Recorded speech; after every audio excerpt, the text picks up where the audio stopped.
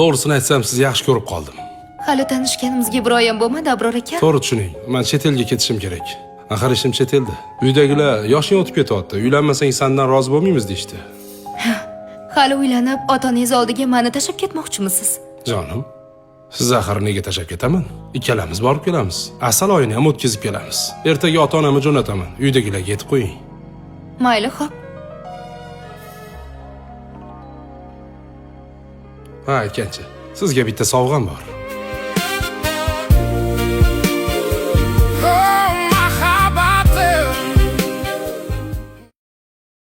Nega shu vaqtgacha uylanmagan? Ular chet elda ish qiladilar. Vaqtlari bo'lmagan uylangani. Qizim, yosh sandan ancha katta-ku. Voy, yoshlari katta bo'lsa ham, juda ham mehribonlar. Ular meni yaxshi ko'radilar.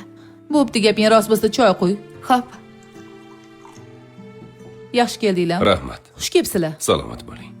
Xo'sh, o'g'ling shu paytgacha nimaga uylanmagan? O'g'limiz uy-joy qilaman deb, mashina olaman deb umri chet elda o'tib ketdi.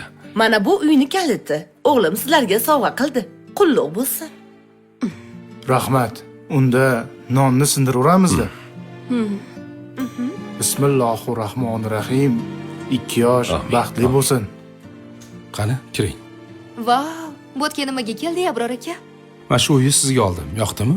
Ertaga ustola kelib mebellarni o'rnatib ketadi. Juda ham chiroyli ekan, rahmat. Sizga yoqqan bo'lsa xursandman. Ozgina sabr qilib turing. To'yimizga ozgina qoldi. Nima, menga ishonmaysizmi? Yo, ishonishda emas gap. Mayli, yuring, uyni ko'rsatib chiqay sizga.